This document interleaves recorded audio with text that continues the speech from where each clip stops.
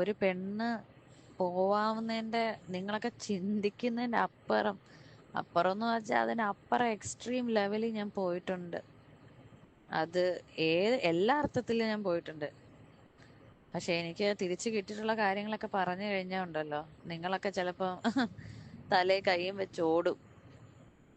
അങ്ങനെയൊന്നും പറയുന്നില്ല, പറയാതിരിക്കുന്ന ഭേദം. എല്ലാം ഒന്നും എനിക്ക് അമ്മയോടും പറയാൻ പറ്റില്ലല്ലോ. സമു, എന്താന്നറിയാം ഞാൻ പറഞ്ഞത് വേണ്ട ചേട്ടന്. കാരണം ഇവർക്ക് നിങ്ങൾക്കറിയാന്ന് അവൻ അറിയത്തില്ല. അങ്ങനെ അറിഞ്ഞു കഴിഞ്ഞാൽ അവനുണ്ടല്ലോ, ആ ഒരു പേടി, ആ ഒരു ബഹുമാനം നിങ്ങളുടെ അടുത്തും പോവും. എന്നാലും അവൻ നന്നാവത്തില്ല.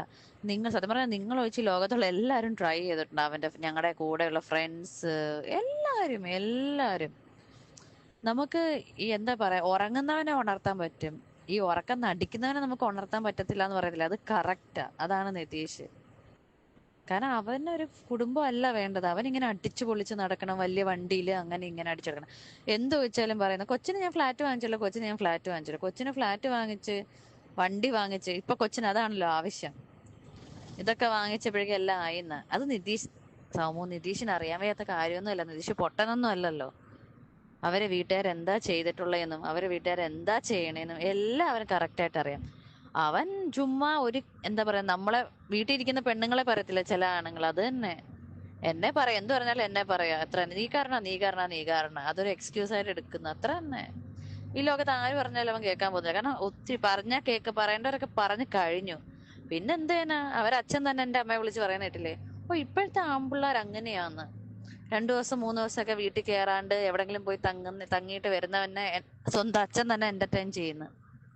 എന്റെ അമ്മയുടെയും എന്റെ കുഞ്ഞിനെ ഞാൻ പിടിച്ചേക്കുന്നത് അവരെ മുന്നേ ചില പറഞ്ഞു, ഓ ഡിവോഴ്സ് ഒന്നും ഇപ്പൊ പുത്തിരി ഒന്നും അല്ല. ഇങ്ങനെയൊക്കെ ഒരു അച്ഛന്റെ സംസാരം.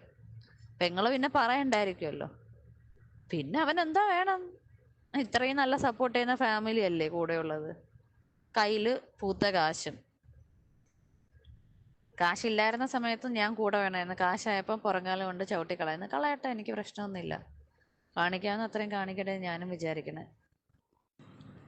അച്ഛന് കുറെ കാശ് വേണം, സുഖിക്കണം, വലിയ വണ്ടി നടക്കണം, വലിയ ഫ്ലാറ്റിൽ ജീവിക്കണം. മോക്ക് ഒരു ബോഡി ഗാർഡിനെ വേണം.